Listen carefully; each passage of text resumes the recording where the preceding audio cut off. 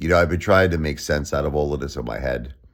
Just these last 2 weeks, it's a little less than 2 weeks, but about 2 weeks, how all of this chaos happened in our family's life that has completely altered and changed our family's life forever with my wife's health, Jennifer, currently on a ventilator, dealing with, the hardest time of her stage 4 cancer ever. This is like the hardest that she's always been dealing with a lot, this poor girl. Always. But this takes like the whole bakery. I've never seen her in shape like this before. I've never seen her on a ventilator, like to the point where she didn't eat in 9 days. I mean, now they got the food tube down her where they're administering food. Ugh, a nightmare. I've been trying to just, the last couple of weeks kind of like, is like the movie The Fog. I don't know if you ever saw it before. It's like I'm in a fog. I can't really, I'm trying to just make sense out of all. Like, when did this start? When did this happen? I'm trying to replay it in my mind now. And I noticed that little text messages here and there between my wife ended on the 12th. It was, the last one was on the 11th. And I'm starting to remember, a lot of things were happening. Just first of all, the last text message, she sounded very confused. She's like, is it really 8 o'clock at night? Is it really nighttime? Like, I guess that happens to all of us. At the time, I didn't really take it, that serious. Hey, maybe we're to sleep. You wake up, you're like, wow, is it really, nighttime? But I could just see she was getting very, very confused. And then I'm just starting to think about how everything started happening. How I remember I brought her home soup. This is what I remember specifically. I was at the Chinese restaurant. I brought her home. I believe, if I'm not mistaken, I brought her a drop soup and chicken and rice soup. And I just remember she was gagging, like she couldn't swallow it. And at the time, I didn't really know what to think of it. Like, I'm really trying to just replay the last 2 weeks of my life. I didn't know what to think of it. I really thought maybe she had a cold or something like that. I was just like, honey, maybe I should take a shower, just unwind, let me, go rest a little bit. And that's when things started happening very rapidly. I remember that's when I started to try to take her up the stairs and she was slipping, and I had to use all my strength to get her up. And I was saying, there's something not right here. She's slipping. She can't walk.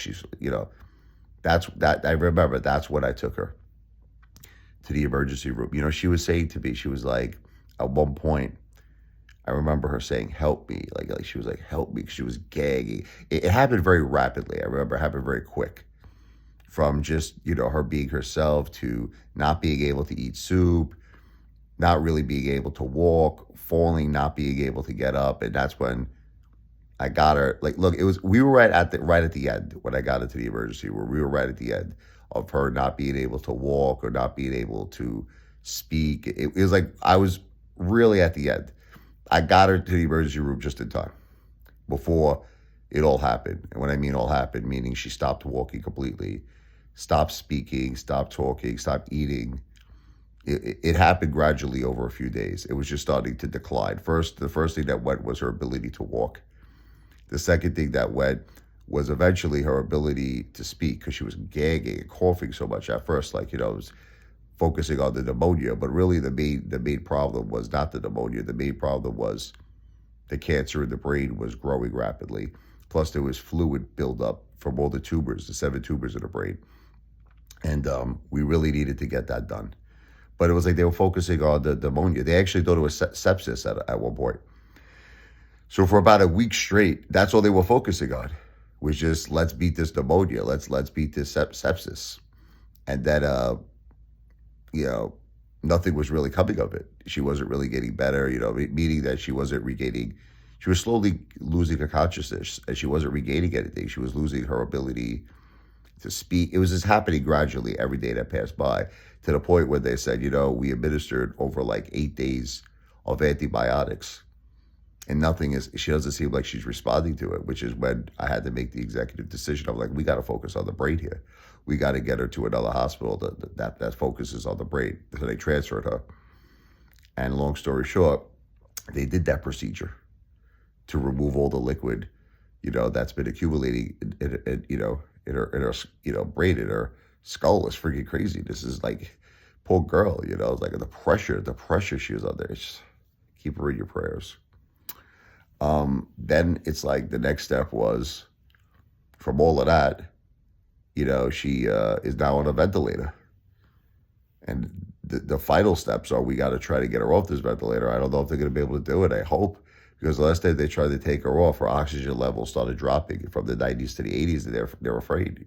Rightfully so. I get it, because she might need that support for breathing right now, and maybe she's not able to get off the ventilator. But the thing is, every day she stays on the ventilator, is the cancer is growing rapidly. She needs to get treatment for her brain. She needs to get that chemo. Which again, I was never look. I just want to be crystal clear to all of you. I am not an advocate of chemotherapy. I hate it.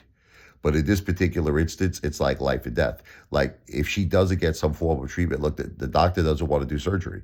She's got 7 tumors in her brain, and she's got these tumors also in her spinal cord, the tunnel that keeps shooting back up to the brain. If she doesn't get some form of treatment, it's good night, Irene. It's like we have no choice. As much as I'm not an advocate of chemotherapy, you start changing your tune.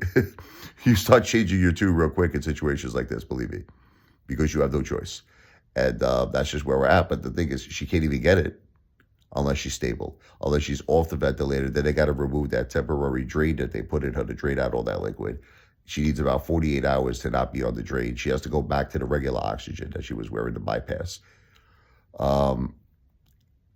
All of this has to happen relatively soon. The oncologist is coming back on Monday, and the plan is to try to get her this chemo, that will help, the central nervous system, the spinal cord, the brain.